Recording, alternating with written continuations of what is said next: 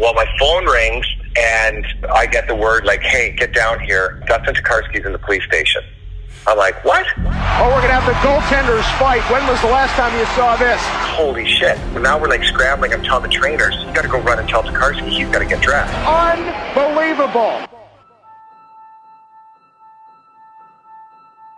Oh, loose puck, everybody scores! Can you believe it? I knew there wasn't a lot of time. I didn't realize there was only 5 seconds. I just jumped out into the crowd and started running towards them. So as I got the puck, all of a sudden I got rolled over. Here's Gretzky at the line. Whoa! He hit.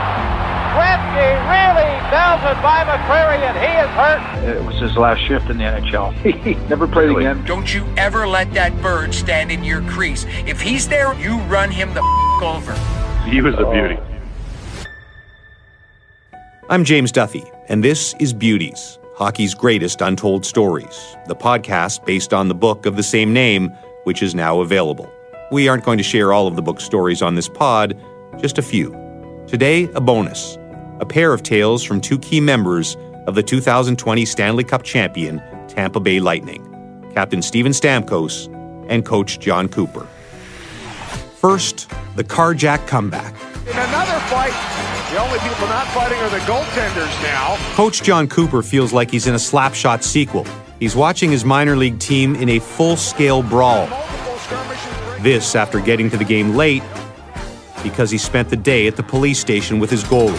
Oh, and it's about to get way crazier. Unbelievable. Things had been going so well for Cooper. A rising star in the coaching world, he had won back-to-back championships with the St. Louis Bandits of the North American Hockey League, moved to Green Bay, and the United States Hockey League, winning another title there, and then guided the Norfolk Admirals, Tampa Bay's AHL farm team, to the 2012 Calder Cup Championship. 3 leagues, 4 rings in 6 years. Shortly after sobering up from the Admirals celebration, Cooper is on the move again. We just won the Calder Cup in Norfolk. We're like toast of the town. And then like 2 days after the parade, we announced we're moving to Syracuse. And it's like, oh my God, we're going from Virginia Beach to Syracuse. Cooper is still getting used to the new town 4 months later as his Syracuse Crunch, one of hockey's great team names, prepare to leave for a big early season road game in Binghamton, or Bingo, as they call it in the minors. Both rosters are full of soon-to-be NHLers. Cooper's defending champs have names like Tyler Johnson, Andre Palat, Richard Panik, Vladislav Nemestikov, and Brett Conley. Binghamton, Ottawa's farm team, has Mark Stone, Mika Zibanejad, Jacob Silverberg, Mike Hoffman, Mark Borowiecki, and goalie Robin Leonard. So it's like an hour drive from Syracuse to Binghamton. So in the American League, we just leave the day of the game and drive over there. So I think our bus was leaving at 2 o'clock. The Crunch hold a quick morning skate. Then Cooper heads home to grab some rest before leaving for Bingo. It's a big game. The NHL is still in a lockout, and Lightning coach Guy Boucher has come down to watch the team. Cooper is getting dressed and ready to leave for the bus. Well, my phone rings at like 1 o'clock. Like I'm about to jump in my car, head down and stuff like that. It's the GM, Jim Sorosi, who says, "You need to get down here right away. Dustin Tokarski is in the police station." I'm like, what? Cooper races over. His starting goalie is indeed there, but not arrested, just rattled. He has been carjacked at knife point. The 23-year-old former Canadian World Junior hero they call Ticker lives in a downtown apartment complex with a gated garage. The bad guy sneaks in and waits. Well, apparently the perpetrator had snuck in there, waited, and when Tokarski got in his car to go to the rink, he jumped at him with a knife. And, obviously Ticker was like, holy shit. So Ticker jumped out the other side of his car and ran. And he goes, unfortunately, in that moment of like, holy shit, I left the keys in the car. The guy steals the car, smashes through the gate of the complex, and is gone. Cooper comforts his shaken goalie at the police station while trying to figure out how they're going to make the team bus in 5 minutes. They decide Guy Boucher will go to Bingo with the team. Cooper and Tokarski will find another ride when they finish at the police station. Well, turns out they kind of found the guy, but there's a chase going on. And we're like, hey, can we just do the police report and we're out of here? They're like, well, listen, if we catch this guy, and Tokarski can ID him. It is close enough to the scene of the crime that Tokarski won't have to come back. This will be a positive ID in court. So Cooper and Tokarski decide to wait it out. Well, they chase this guy all over Syracuse. They're northbound alley behind library. And eventually gets on the highway, and they put the tire strips down to stop him. Tokarski's like, oh my God, this is my car. And they're like, yeah, we're going to have to strip. Like, the tire strips are going down, bud. He's like, shit, hopefully he doesn't get in an accident. Sure enough, it works. So now they have to drive Ticker 30 minutes out of town to ID the guy. I'm looking at the watch. I'm like, okay, go, Ticker. I'll wait, the whole deal. So they drive Tokarski out there, positive ID the guy. Tokarski comes back. Cooper is checking his watch every 30 seconds. Finally, they get back. Now it's 4:30. And the cops say, we just have to do the police report. Cooper is dying. It's like the old Dragnet show. The guy typing out the report using his index finger. Tap, tap, tap. It's taking an eternity. Plus, Dustin Tokarski is a popular player with the local team, so he's drawing a crowd. Pictures are being taken. Next thing you know, it's 6 o'clock. And I'm like, guys, this is like, we can't go anymore. Just make up the rest if you have to, but we've got to go. So we finish it off. The GM comes and picks us up, and we take off for Binghamton. 55 minutes till game time, a 60-minute drive to Bingo. So we race to the game. We get there, the guy misses the exit. So we're like, holy shit, just stop the car, jump out. And Tokarski and I are sprinting. So I've been putting my suit on like half-ass in the car.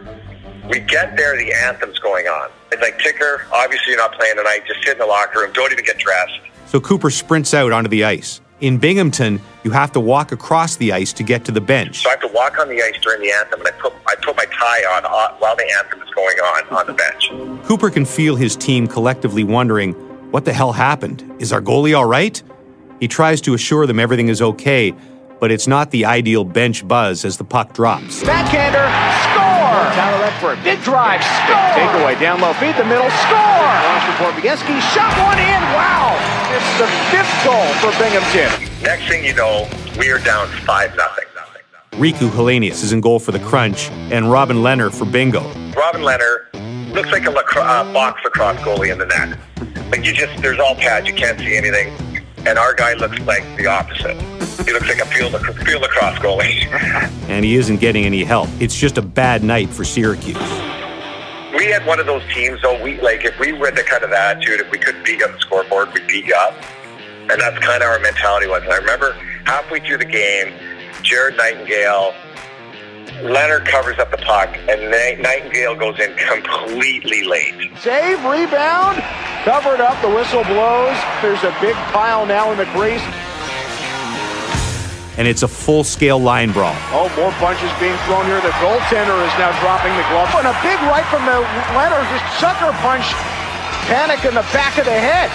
Robin Lehner at the time is a very tough guy with a temper who is willing to go with anyone. Leonard dropped the helmet and gloves. Well, Riku Helenius from the other side of things, he just wanted out of the net because it was 5-9, and so I think he thought, I'm going to lose this fight, but I don't care. I get to get out of this game. So he goes racing down the ice.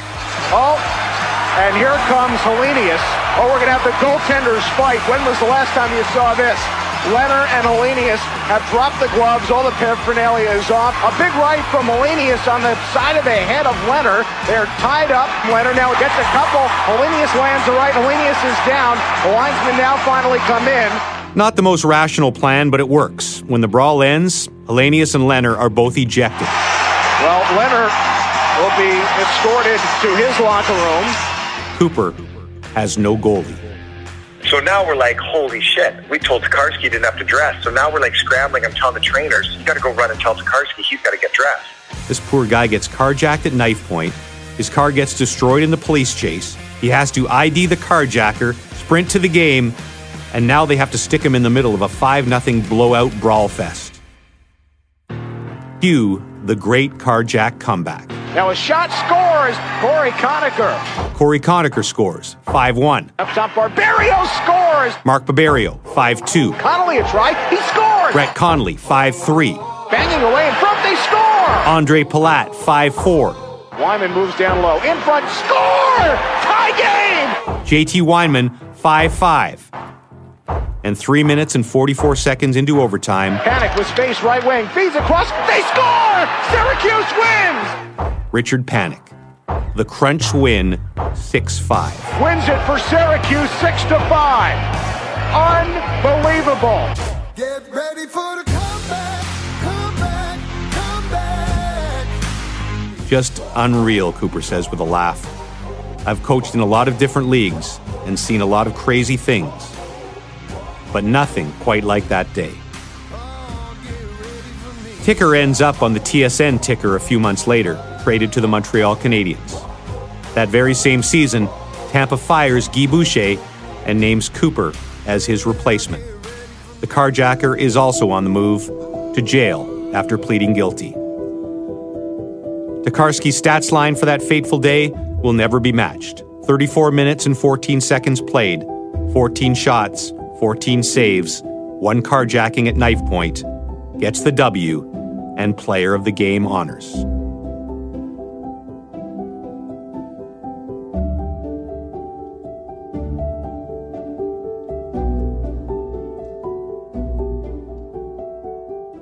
And now, the great Stamkos car heist. Stamkos behind Buffett and scores! Stamkos in front, shoots, he scores! Stamkos shoots, he scores! And there's Stamkos holding, shooting, score! What a play! Long before Steven Stamkos becomes one of the best scorers of his generation, one coach tries to turn him into a checker. Actually, he's just a fill-in coach. The real guy couldn't make it that day. So this glorified temp decides the most talented kid on the team needs to play the shutdown role. You go out and shadow that guy, and don't let him get away from you, the coach tells Stamkos. Just follow him around, right? Because Steven could skate and, kind of keep up with him, although he was like half the size of him. And the kid listens. He shadows the other team's superstar all over the ice. But after 2 periods, Stamkos is fed up and gives the coach an earful. Why am I the only one chasing him around? He complains. I want to play hockey. Steven comes up to me and goes, Dad, well, how come I'm the only guy following around? Yes, the coach is Steven's father, Chris. Steven is 5 years old. The player he's been shadowing all game is PK Subban. PK is a year older and is way bigger than everyone, and he's just dominant, Chris remembers. He was a forward at that time, so he's like twice as big as anybody else, and then he's just skating around doing what he wants. It's a close game. I think they end up winning 3-2, but like halfway through the game, or after the second period, Steven comes up to me and goes, Dad, well, how come I'm the only guy following around? And then he's smart enough to figure out that no one else is doing it except him. Little Steven forgives Dad for that one. It's what happens 20 years later that Chris may never live down. Tampa, January 2013. We'll let Steven and Chris guide you through the story. Steven. So there's one car dealership here that kind of hooked a couple guys up with cars, and one of the guys, and I got one, Jaguar, dark blue color. Usually when my parents were in town, they would drive that car around town when they were here and drive it to games and stuff like that. This seems like a much better idea than a Ford Fiesta rental from Enterprise. So Steven's parents are down for a few days, and they drive the car to the game and park it in the lot they have for the family's players and executives. It's a terrific night. The Lightning win. Steven plays really well. They visit with him for a few minutes after, and then leave the rink to head back to the home. We start walking out with my wife and another couple of friends of ours. And I had to make a little detour to the restroom. So I said, just meet me at the parking lot and I'll meet you there at the car. So I get to the car and they're in the car or standing beside the car. And I said, well, why don't you go inside? Because the keys are inside. So we went in the car, drive home, and it's about a 15-20 minute ride from the arena. And so we get to Steven's gated community that he lives in, and I go to press the security button, like the little clicker that they have, and to open up the gate. And when I looked at the visor, the security button wasn't there, and I'm going, what the heck is it, right? So maybe he probably took it in the other car. So I didn't think anything of it. Security lets us in. We drive the car to his garage at the back of the house, and then I look down on the console. I see some sunglasses that are not mine, and I see some other pieces of paper that are not mine, and I go, what the heck? And then I go, oh my God, I realized what happened, right? And then it hits him. This isn't Steven's car. Looks like the long-awaited sequel to Gone in 60 Seconds is finally here. Large popcorn, please. After the game, Steven is usually one of the last ones out of the room, so it's about an hour after, and he goes and checks his phone and sees that he has a bunch of missed calls from Liz Sylvia, who is Steve Yzerman's right-hand woman. I'm like, well, that's kind of weird. Why the hell would I have a missed call from her after the game at, 10 o'clock, 10:30 at night? So he calls her, and she says, Steven? I think your dad stole Steve Yzerman's car. Back at the house, Chris thinks, what have I done?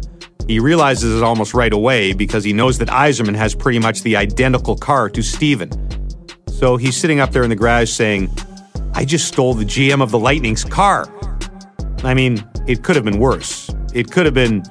No, actually, the GM is the single worst person it could have been. So I immediately, panic a little bit, and not putting two and two, I called my dad. I'm like, hey, what the hell? Liz said you took Steve's car. By the time Steven calls Chris, he's already called Kevin, the security guard at the arena, and confessed his crime. I go, Kev, it's Chris. And he goes, yeah, what can I do for you? I said, well, I think I took Yzerman's car by mistake. I started laughing, right? So next thing you know, he calls Yzerman's secretary, Liz. Liz calls Steven. I get a call from Steven. What the heck are you doing? Steven Stamkos or Steven Yzerman? Steven Stamkos. He goes, what the heck are you doing? Why'd you take Yzerman's car? I explained the whole situation. I said, don't worry. I said, we're only 15 minutes away. Steven's laughing now. Well, it was a nice run in Tampa, but I guess I'm getting traded. Hockey has a long history of parents wanting to get their kids traded, but this is a novel approach. Chris heads back to the arena with his friend Mario and says, Mario, I go, if we get stopped by the cops, we're toast. He goes, why? And I go, well, I don't have any ID on me. Car's not in my name. I said, we're going to be thrown in jail. This could have taken a whole Thelma and Louise turn here. I'm a little disappointed it didn't. Luckily, Chris makes it back, and it turns out Yzerman has taken Steven's car home when he realized that Chris had taken his. He waits for us at the front of the arena. We drop the car off, and I go, Steve, sorry about that. He goes, no problem. And I said, but I got to tell you something. He goes, what? And I said, on your directory, I started calling and made a few trades.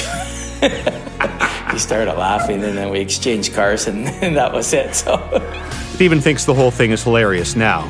After all, his dad's been his biggest supporter his whole life, so he's not really mad. I mean, it's an honest mistake. It was at night, the cars are pretty much identical, and in some ways, Steven thinks it's a pretty proud moment for his dad. He gets to tell the story to all his buddies. So my dad always jokes to this day that when he returned the car back to the parking lot and Steve was there waiting, that he told Steve he made a few trades on the drive home on the speed dial in the car. So. And Chris still tells that story. It's one of the buddies who tells me about it. There's one postscript to this. That was the lockout-shortened year. The Lightning were rolling until that night and then didn't end up making the playoffs. Chris Stamkos runs into Yzerman again late in the season, and Yzerman says, maybe he should have made those trades because I think they were 5-1 at the beginning and then they didn't make the playoffs.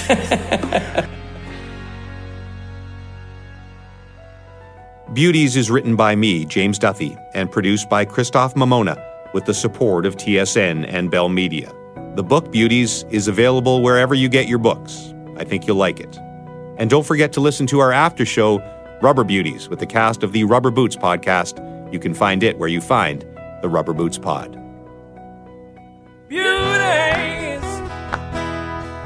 they call them beauties, yeah, yeah, yeah, yeah. They play that game their own way, 'cause they're beauties.